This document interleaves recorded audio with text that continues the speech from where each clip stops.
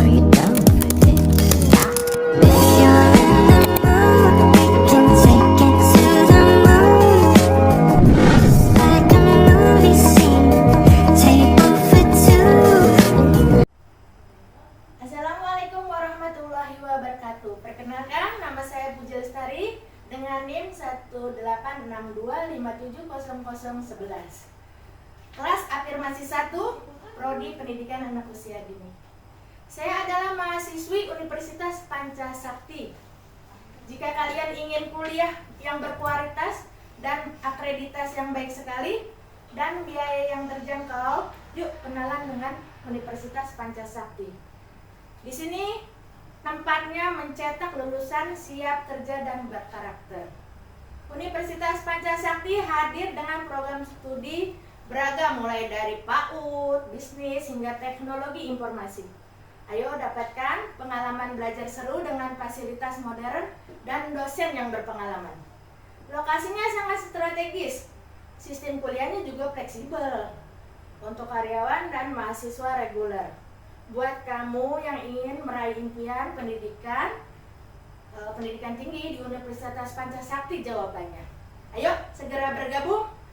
Saya tunggu ya.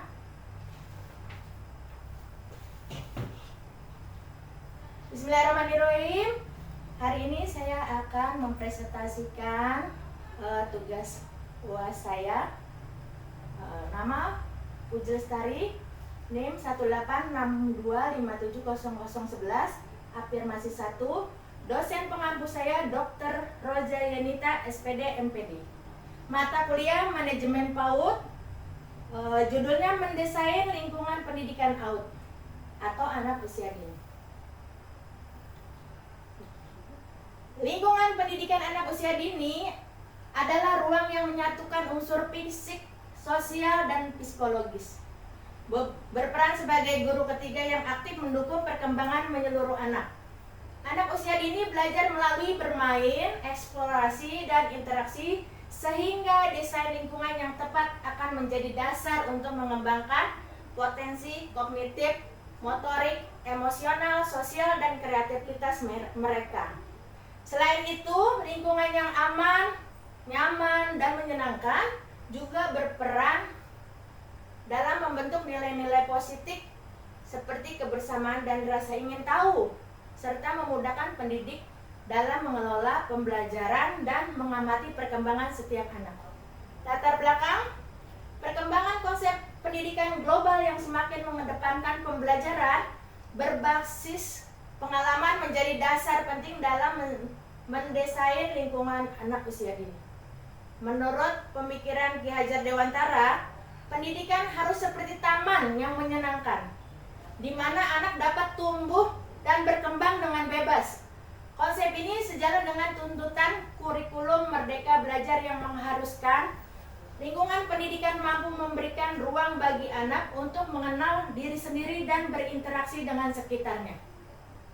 Namun, masih banyak lingkungan pendidikan anak usia dini yang belum optimal dalam mendukung perkembangan anak, seperti kurangnya ruang bermain yang aman, kurangnya pemanfaatan sumber daya alam sebagai media pembelajaran, atau desain yang tidak ramah anak. Selain itu, tantangan dalam menciptakan lingkungan yang lestari juga menjadi perhatian penting, mengingat kebutuhan anak akan pendidikan yang mengedepankan kesadaran lingkungan sejak usia dini. Berbagai referensi seperti panduan dari Kementerian Pendidikan dan Kebudayaan, Riset dan Teknologi, serta kajian ahli menunjukkan bahwa desain lingkungan anak usia dini yang baik harus memperhatikan aspek keamanan, keselamatan, estetika, dan kemampuan untuk merangsang kreativitas serta karakter positif pada anak. Desain lingkungan pendidikan anak usia dini, tata ruang fisik. 1. Ruang dalam ruangan dibagi menjadi beberapa zona. Fungsional seperti zona bermain konstruktif dengan balok bangunan, Lego. Zona seni dengan melukis atau membuat kerajinan. Zona membaca, sudut buku dan bantal empuk. Zona stimulasi, kamar bermain, rumah-rumahan, dan toko-tokoan. dan zona makan serta istirahat. Setiap zona memiliki tata letak yang memudahkan anak berpindah dan berinteraksi dengan furnitur yang sesuai tinggi dan ukuran anak. Ruangan dilengkapi dengan area bermain alam seperti tanah liat, kebun kecil untuk menanam sayuran dan atau bunga. Ruang bermain motorik seperti jalan sepanjang, ayunan, jungkit-jungkitan yang aman. Dan area terbuka untuk aktivitas kelompok. Ruang luar juga dimanfaatkan sebagai media pembelajaran dengan memanfaatkannya. Tumbuhan di sekitar untuk mengajarkan anak tentang warna, bentuk, fungsi tanaman seperti yang dilakukan di TK Trisula Purwakarta ini. Nah, penerapan konsep green building menggunakan bahan bangunan ramah lingkungan, memanfaatkan cahaya matahari dan udara alami melalui bukaan yang cukup, serta menerapkan teknologi seperti light shade dan solar thermy untuk menghemat energi.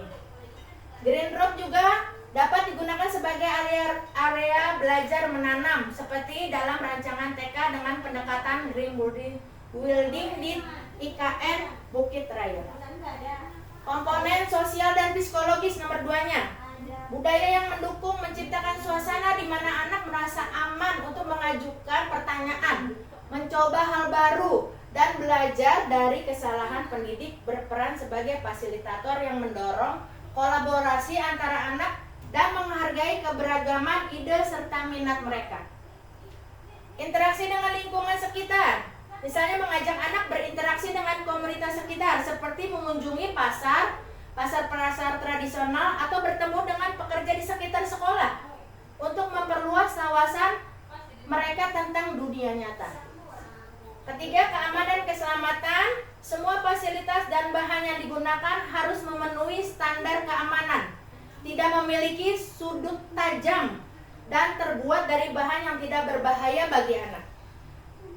Ruangan memiliki sistem ventilasi yang baik, air bersih, dan sanitasi yang memadai sesuai dengan panduan pengembangan sanitasi di satuan PAUD. Tujuan umum desain lingkungan pendidikan anak usia dini menciptakan lingkungan pendidikan yang aman, nyaman, dan menyenangkan sebagai guru ketiga yang mendukung pertumbuhan dan perkembangan menyeluruh anak usia 0 sampai 6 tahun. Meliputi aspek fisik, kognitif, emosional, sosial, serta kreativitas. Selain itu, membentuk nilai-nilai positif seperti kebersamaan, rasa ingin tahu, dan kesadaran lingkungan, serta memfasilitasi kolaborasi antara pendidik, anak, dan keluarga dalam proses pembelajaran. Tujuan khusus desain lingkungan pendidikan anak usia dini. 1. Mendukung perkembangan fisik, melatih motorik kasar, misalnya melalui aktivitas seperti berjalan, keseimbangan, bermain ayunan, berlari, dan motorik halusnya seperti melalui gambar, merangkai, membuat kerajinan, serta menciptakan ruang yang memungkinkan anak bergerak bebas sesuai tahap perkembangannya. 2.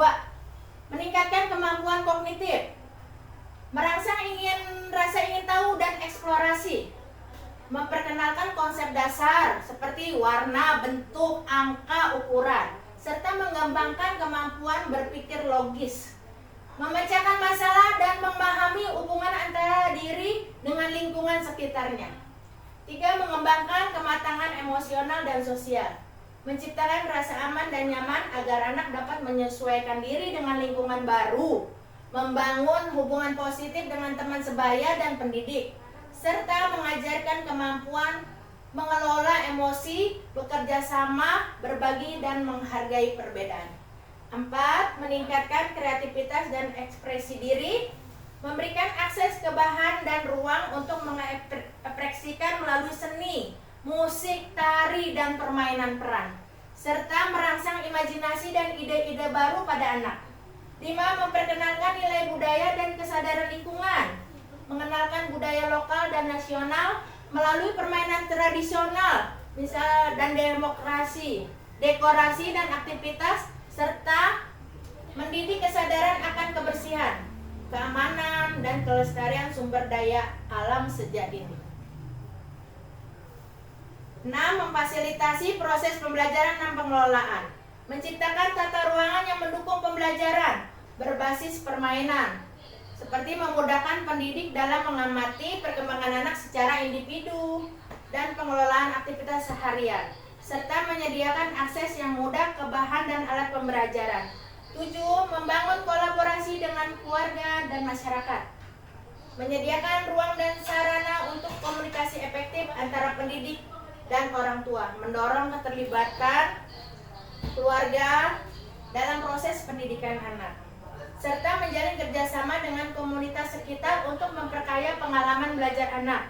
8. Menjamin keamanan dan kesehatan anak, menciptakan lingkungan yang bebas dari bahaya fisik, seperti menyediakan sanitasi dan fasilitas kesehatan yang memadai dan sesuai ukuran anak, serta memastikan kualitas udara, pencahayaan, dan ventilasi yang mendukung kesehatan dan kenyamanan anak.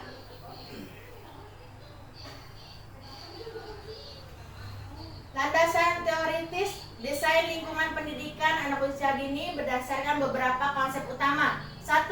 Teori perkembangan anak. Teori Vygotsky menekankan peran interaksi sosial dan lingkungan dalam pembelajaran dengan fokus pada zona pengembangan proksimal yang membutuhkan lingkungan yang mendukung tantangan dan dukungan sesuai kemampuan anak.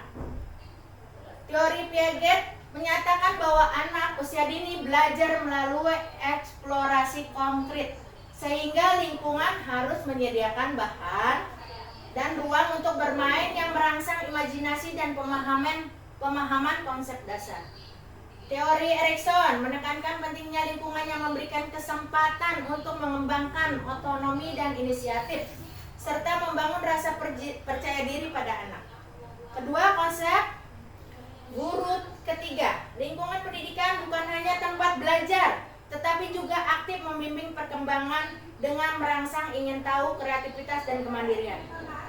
Ketiga, prinsip desain meliputi prinsip kemanusiaan, kelayakan, keamanan, dan kesehatan, fleksibel dan multifungsi, keterlibatan dan eksplorasi, serta nilai budaya dan kelestarian.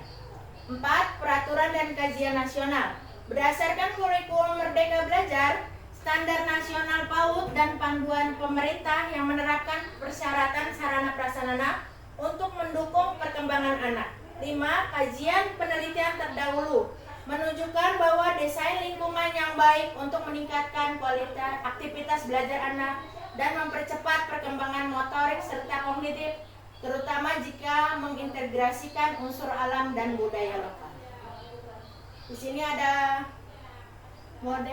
metode penelitian yang digunakan biasa adalah penelitian tindakan kelas atau penelitian kualitatif deskriptif dengan rincian sebagai berikut. Jenis penelitian PTK untuk memperbaiki kondisi lingkungan melalui siklus tindakan berulang atau penelitian. Kualitatif deskriptif untuk mendesain atau mengevaluasi desain yang ada. Subjek penelitian anak-anak PAUD 15 atau 25 orang, pendidik 1-3 orang, dan sebagian orang tua dengan lokasi pada lembaga PAUD tertentu.